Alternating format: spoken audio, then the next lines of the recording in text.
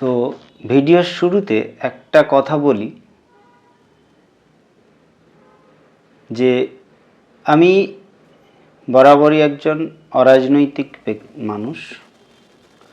আজকে আমি যেটা বলছি ওটা কোনো রাজনৈতিক কথা নয়, কিন্তু আমাদের প্রত্যেকটা মানুষের, এই ডেমোক্রেটিক কান্ট্রির প্রত্যেকটা নাগরিকের জন্য বলছি। আমাদের ভারতবর্ষে, পশ্চিমবঙ্গে তো বটেই, সবাই রাজনীতির মধ্যে পরোক্ষ প্রত্যক্ষভাবে জড়িয়ে থাকি। যারা রাজনৈতিক মানুষ, আমরা পরোক্ষভাবে জড়িয়ে থাকি এবং প্রভাবিত হই। আর একটা শ্রেণীর মানুষ থাকে যারা সরাসরি রাজনীতির সঙ্গে প্রত্যক্ষভাবে যুক্ত থাকে। তারা কেউ পেশাগতভাবে রাজনীতিবিদ বা রাজনীতির সঙ্গে জড়িয়ে আছে, আর বাকিরা রাজনীতি ওরা সাপোর্ট করতে গিয়ে, অর্থাৎ সমর্থক হিসাবে সরাসরি জড়িয়ে থাকে এবং তারা একটা বিশেষ কোনো না কোনো দলকে, তাদের বা নেতা নেত্রীকে তারা বেছে নেয় এবং তার আইডিওলজি, তার চিন্তাভাবনার তারা অনুপ্রাণিত হয়ে তারা সেখানে সমর্থন করে এবং প্রকাশ্যে তারা সেই জিনিসগুলোকে নিয়ে আলোচনা করে, লড়াই করে, তর্ক করে, ঝগড়া করে। এগুলো সবই ঠিক আছে। আমার বিষয়টা আজকের হচ্ছে যে ডেমোক্রেটিক বা প্রজাতান্ত্রিক দেশের মানে মানুষ হিসাবে আমাদের রাজনীতি একটা আমাদের লাইফের পার্ট, অস্বীকার করতে পারি না। একটা জিনিস কিন্তু খারাপ, সেটা হচ্ছে আমরা কোনো একটা রাজনৈতিক নেতা নেত্রীকে আমাদের কাল্ট ফিগার বানিয়ে নিই। কাল্ট ফিগার মানে তাকে আমরা এতটা ব্লাইন্ডলি সমর্থন করি বা এতটা, যাকে বলে তারা, আমরা মাথার উপর এতটা তুলে দিই, এমন একটা হাইট বা উচ্চতায় বসিয়ে দিই, মানে নেক্সট টু গড। এবং কোথাও কোথাও দেখা যায় ফেসবুক বা অন্যান্য সোশ্যাল মিডিয়ায় যে তারা কোনো কোনো নেতা নেত্রীকে তাদের ভগবান বলে বলেই দিচ্ছে। এই জিনিসটা খারাপ। এতটা আবেগ দিয়ে কোনো নেতা নেত্রী, আর ওরা কিন্তু মানুষ, সবার আগে ওরা পলিটিশিয়ানসদেরকে আমরা ভোট দিই। একজন পলিটিশিয়ান তখনই পলিটিশিয়ান হয়ে সে ক্ষমতায় আসে প্রত্যেকটা নাগরিকের একটা ইলেকশনের থ্রু দিয়ে। তো আমাদের ইলেকশন বা আমাদের ক্ষমতার দ্বারা তারা ক্ষমতা পায়। এবার কথাটা হচ্ছে যে ওর কাজই হচ্ছে জনগণের জন্য, দেশের জন্য কিছু করা।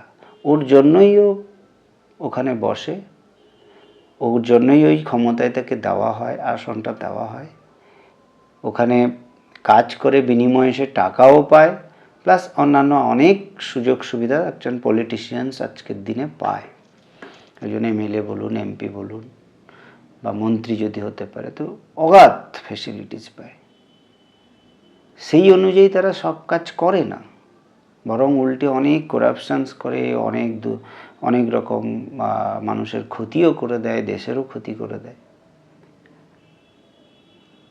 সেগুলো পরের কথা। কিন্তু যারা ভালো কাজ করছে, ধরে নিলাম সকল যারা ভালো কাজ করছে বলে আমরা ভাবছি বা যাদেরকে আমরা আমাদের আদর্শ নেতা নেত্রী ভাবি, তাদেরকেও জাস্ট একটা হিউম্যান স্টেচারের মধ্যে রাখাই ভালো। যেমন বাকি মানুষগুলো, একটা ভালো শিক্ষক, একটা ভালো অফিসার, একটা ভালো পুলিশ পার্সন, একটা ভালো ডক্টর, তাদেরকে আমরা যেমন স্বাভাবিকভাবে সম্মান করি, একটু সবার থেকে আলাদা, ওইটুকুই পর্যন্ত ঠিক আছে। একটা বড় নেতা বা নেত্রী, ওইটুকুই ঠিক আছে। কিন্তু তাকে কাল্ট ফিগার দেওয়া, অর্থাৎ একটা ভগবানের স্থানে নিয়ে গিয়ে বসিয়ে দেওয়া, বলে তার জন্য ব্লাইন্ডলি সব কিছু, সে যাই বলছে সেটাই ঠিক। হ্যাঁ, তার মুখের কথা বেরোতে না বেরোতে ভক্তদের একদম তারা ফেসবুক, হোয়াটসঅ্যাপে লেখা শুরু করছে যে এই তো আমাদের ভগবান বলে দিয়েছেন।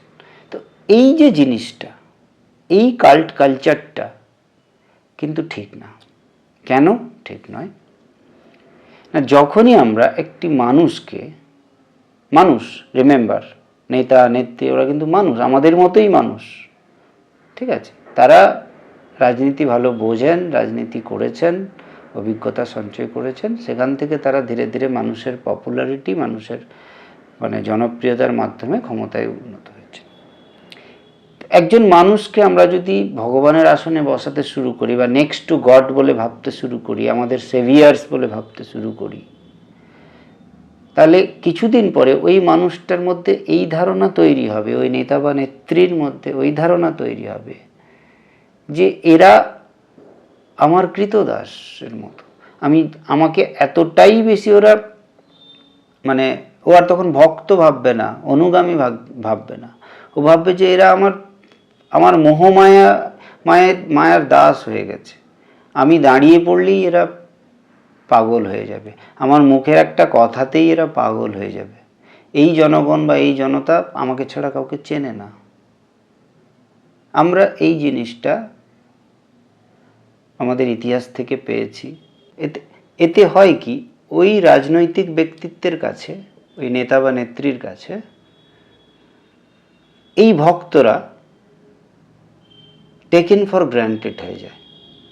মানে কি, এতটা বেশি আমরা প্রায়োরিটি দিতে থাকি, এতটা বেশি আমরা ব্লাইন্ড হতে থাকি, বা এতটা বেশি আমরা প্রশংসা করি, ইমোশনাল হয়ে উঠি, যে ইমোশনটাকে ওরা এক্সপ্লয়েট করতে শুরু করে, ভাবতে শুরু করে যে এরা আমাকে ছাড়া কাউকে চেনে না, তবে আমি যেটাই করব, যেরকম ভগবানের দোষ-ত্রুটি আমাদের চোখে পড়ে না, তারা ভাবতে থাকে যে আমাকে যেহেতু এরা ভগবানের স্থানে বা নেক্সট টু গড ভাবে, তাই আমি যেটা করব, যেটা বলবো, সেটাকে এরা একটা সঠিক বলে মেনে নেবে। এটা কোথাও একটা ধীরে ধীরে ধীরে ধীরে লং টার্ম, 5 বছর 10 বছর একটা সময়ের পরে ওই ট্রাস্টটাকে ওরা লভিং করতে করতে সেটাকে মিসইউজ করতে শুরু করে, এবং এমনভাবে মিসইউজ করে আমরা প্রথমে থেকে বুঝতে পারি না। তারপরে যখন বুঝতে পারি তখন অনেকটা জিনিস নষ্ট হয়ে গেছে, অনেকটা সময় নষ্ট হয়ে গেছে, আমাদের অনেকটা ইমোশনালি আমরা অনেকটা বেশি ইনভলভড হয়ে পড়ি, এবং পরে বুঝতে পারি যে উই আর বিফুলড, আমাদেরকে বোকা বানানো হয়েছে। যেটা বলছি যে কাল্ট কালচারটাকে আমাদের কোথাও মানে বন্ধ করা উচিত, এই কারণ এতে হয় কি, আমরা কোনো বিশেষ ব্যক্তিকে, রাজনৈতিক ব্যক্তিকে বা দলের ক্ষেত্রেও এটা প্রযোজ্য, যে আমরা ওদেরকে এতটা বেশি উপরে তুলে দিই যে ওই নেতা বা ওই দল জনগণের মাথায় পা রেখে তারপর নিচের দিকে চাপিয়ে দেওয়ার চেষ্টা করে। আমাদের উচিত যে হ্যাঁ, একটা ডিউ রেসপেক্ট দেওয়া উচিত, জনপ্রতিনিধি ভালো কাজ করছে তার জন্য একটা ডিউ রেসপেক্ট থাকবে, বাকি 10 জনের মতো, বাকি সরকারি 10 জন কর্মচারী যারা ভালো পোস্টে আছে, ভালো কাজ করছে, ঠিক তাদের মতোই, ওইটুকুই ঠিক আছে। কিন্তু একজন নেতা পৌঁছে গেল মানে 1000 জন মানুষ সেখানে জড়ো হয়ে মানে মিছিল করছে, তাকে দেখার জন্য উপস্থিত হয়ে গেছে, এই কাল্ট কালচারগুলো কোথাও প্রয়োজন নেই। বা খুব বড় বড় করে তাকে মানে দেখানো হচ্ছে, ভগবানের সঙ্গে তুলনা করা হচ্ছে, বা ভগবানের সমতুল্য করে দেওয়া হচ্ছে, ত্রাণকর্তা বলা হচ্ছে, এই জিনিসগুলো কোথাও যেন একটু মানে বাড়াবাড়ি হয়ে যায় আমার মনে হয়। এবার যে ব্যাপারটা থাকে যে আমাদের এই কাল্ট কালচার থেকে বেরিয়ে আসা উচিত।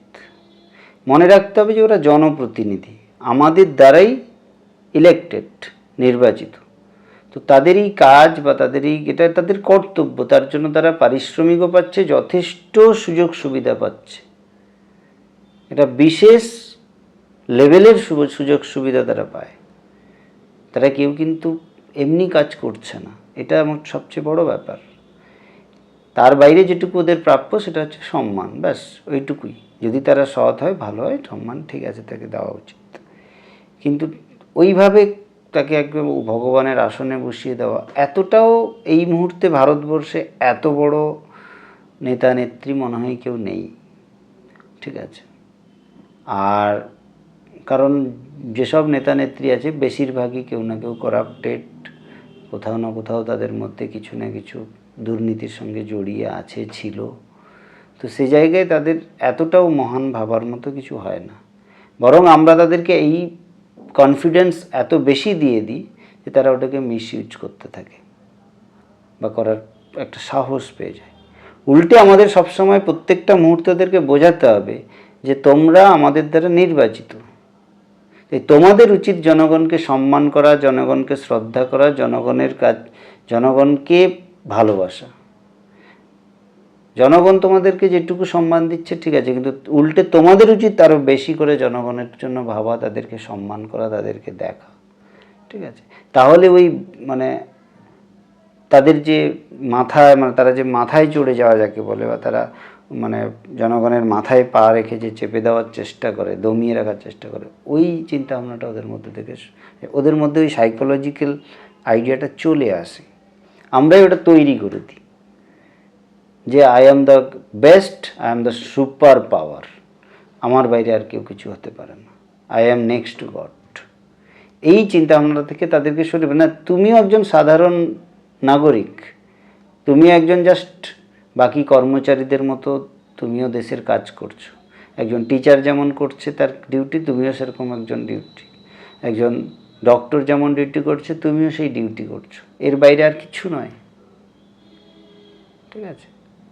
ওই কর্মক্ষেত্রে যেটুকু অ্যাচিভ করছো ওর জন্যই তুমি সম্মান পাচ্ছ, তুমি কিন্তু আলাদা কেউ ম্যাজিক ফিগার নয়, বা তুমি আলাদা কোনো মানে ভগবান নয়, সাধারণ মানুষ আমাদের মতোই। প্রত্যেকটা মানুষ যেরকম দেশের জন্য কন্ট্রিবিউট করছে, একটা রিক্সা পুলার থেকে শুরু করে, একটা চাষি থেকে শুরু করে, একটা টিচার থেকে শুরু করে, তুমিও সেরকম একজন নেতা হিসাবে তুমিও দেশের তোমার কিছু দায়িত্ব তোমাকে দেওয়া হয়েছে, সেটা তুমি পালন করছো। এমন কিছু বিশাল কিছু করে ফেলছো না যে তোমাকে এক্সট্রা অনেক বেশি কিছু সম্মান করতে হবে। ওই প্রাপ্য সবাইকে যেরকম ফর্মাল একটা রেসপেক্ট থাকে, তোমারও তাই থাকবে। এই জিনিসটা যদি আমরা বোঝাতে শুরু করি, তাহলে কিন্তু এই মানে কাল্ট কালচারটা ধীরে ধীরে ভাঙতে শুরু করবে।